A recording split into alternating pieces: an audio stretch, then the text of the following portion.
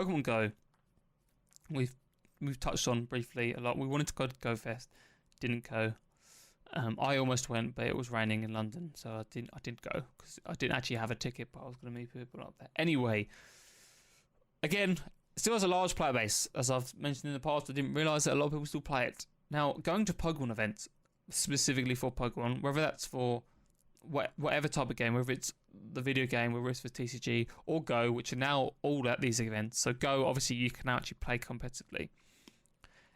A lot of people play the game, and like, it's really annoying because people that I'm going with, they're playing Go a lot, and I'm kind of just like, I don't play Go, right? I haven't played Go for a long time. I have it on my phone. I haven't really touched it in a long time. But like, every person I was there with was playing Go and talking about Go, and I just felt I had so much FOMO. I'm like, what? Like, I had literally, they would just be like walking down the road. Whenever we walked to and from the venue, they'd be on Go. Even inside the venue, because they have like special like Pokestops and stuff like that. And I'm like, oh, fuck, I need to play this. And like, it's so annoying because I still can't find the I don't understand why. Okay, there are different reasons to play it, but there is no core objective to Go other than to collect the Pokemon, right? They introduced some cool stuff. Obviously, I'm not saying it's a bad game. I'm just, from my point of view, in my head, the things you can do. These are the things you can do. You can collect Pokemon and try and complete your decks. You can get a shiny Pokemon, which you can transfer over to the new games, in all fairness. Yeah. You can now play PvP battles. There's now like a ranked online ladder that you can play, which I learned playing competitive Go is really hard because getting the IVs on the Pokemon, there's no way to adjust them like there is in the video game. So you literally just have to capture them endlessly until you get one with perfect IVs, basically. It's a grind, yeah. A proper grind, basically. Oh, yeah. And yeah, real grind. And you got the Terror Raids as well. And so, you know, not Terror Raids. I went the Raids. The Raids, sorry. Yes, not Terror Raids. My apologies. So I went Scarlet and Violet. Yes, I'm getting confused. One sec. Pokemon noob. I can't believe you've not experienced this before. Especially when you were at Worlds and stuff like that, mate. I think I neglected it because so I went with two people that live in London, right? And I think this is one of the reasons why they're so into it. Because back to what you said about having no Pokestops, I have nothing here. Nothing here. Yeah. One Pokestop. That's it. Near my house. That's it. That's what I got. I think if you live in a highly populated area, like near a city, I think it's a lot easier to get into Go because there's a lot more shit happening. But for someone like me, like, I still get the appeal if you live remotely. That's the whole point of the remote raids, and that's why there was a lot of drama with it, right? Because for those people that live far away, as we discussed, you know, not necessarily far away, but just nowhere near stuff, it's hard for them to take part in the raids and, you know, just even to catch Pokemon. And so, you know, they were like playing it like non-stop. Like, we went to the Sagrada Familia in Barcelona, right? This absolutely gorgeous church that they've been building for almost over 100 years, right? Over 100 years they've been building this. It's still being built right now. We went in there. They were playing Go. Okay. They were playing Go there. And I was talking to one of the guys, and when in the past, apparently, like in 2016 when stuff happened, like when there was all like, because obviously only one of the big things about it is if you obviously want to try and catch certain Pokemon, right? And if you don't have them, you go, oh, I haven't caught the Pokemon. And like, apparently there were instances in the past where like a certain Pokemon would spawn inside a building, and like you would just get this insane rush of people out of nowhere. Like, I think it was when like Go in 2016 when it came out, all these people swarming to an area, and then like causing disruption because they're all there to catch like a Kangaskhan or something. Apparently it happened at Worlds, like a Kangaskhan spawned outside one of the convention centers, and then like there was like just everyone was just there just catching this Kangaskhan. And so, you know, you got stuff like that, which, you know, again, and in different countries as well, you can only catch certain Pokemon. Like Launcher is like specific to Brazil, I think, or something like that. Yeah, Taurus and Kangaskhan's another one. And so there's loads. And for like some of the like specific research events, like I'm currently doing the one for Shiny Mew at the minute in Go, and you've got to complete the Kanto decks which includes getting all 3 of the birds, the legendary birds. And on top of that, there's loads of other things to do. I feel like it's going to take me forever to complete it. Yeah. But yeah, it's So, crazy, mate. It's I'm just crazy getting man popular FOMO still. basically, and Yeah. to that same extent, Ben Kiriakou, he got challenged by one of the Go players, who's also one of the commentators, to play, and he's like, I've never played this game before, and so he was like, he literally opened it up, and I think he had like a few Pokemon, and he battled him basically. He lost obviously because he doesn't know how to play PvP, but he took one Pokemon off him, and he was like, oh, I'm gonna make it my mission to beat you in a battle, and I'm like. He also experienced the FOMO now, so he's now hooked on it as well. And like I said, I think if I live near a city, like I could get into it a lot more. But It would be easier to get the Pokemon, especially for PvP, because it's like, I think that's the biggest hurdle I have, which you'll have exactly the same. It's like, I want to get into PvP, but the fact is that I've got nothing on my doorstep, like to go out and get Pokemon. I've got to do it in like dribs and drabs, or when I go to like the near Events. city or a big town or events, and it's like it's just such a slow grind to get Pokemon, and then by the time you get those Pokemon, a new metagame's kind of shaped up, and you're like, oh, the Pokemon that I had got trained up eventually are just like not that great anymore. So it's like this perpetual loop. If you don't have something on your doorstep, but you don't have the time to invest into it specifically.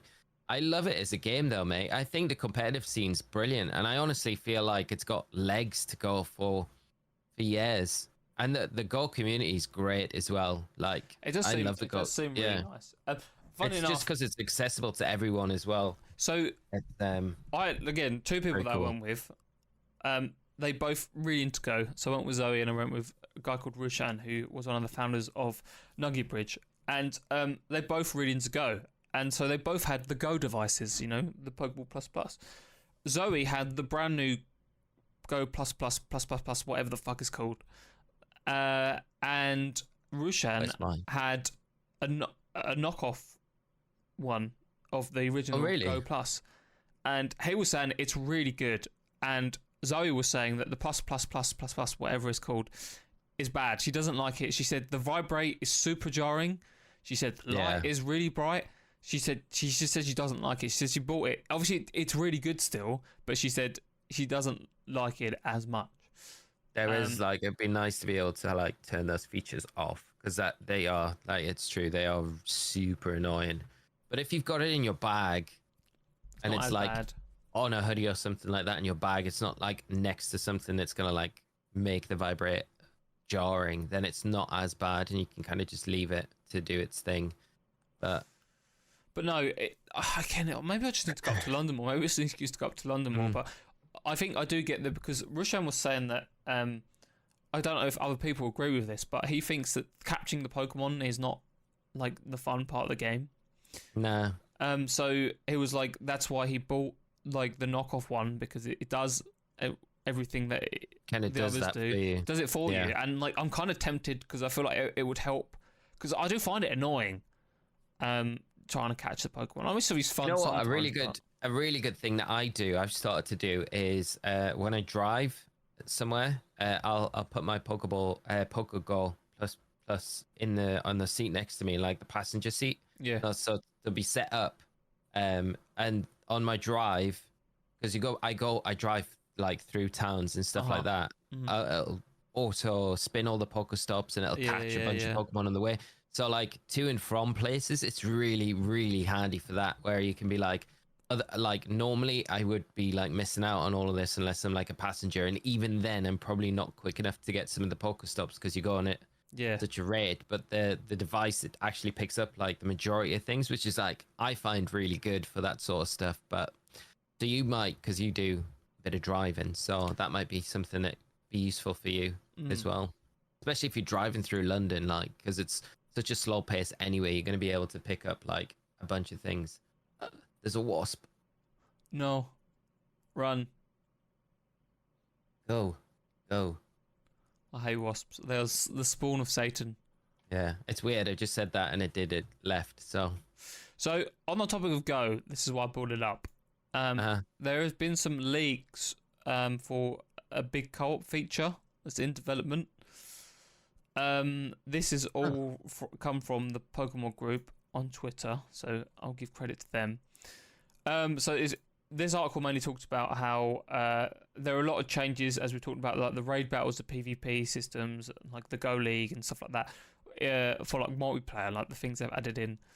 And there's a new update, and this group has been sifting through it. And there's something that's referred to in internal data called party play.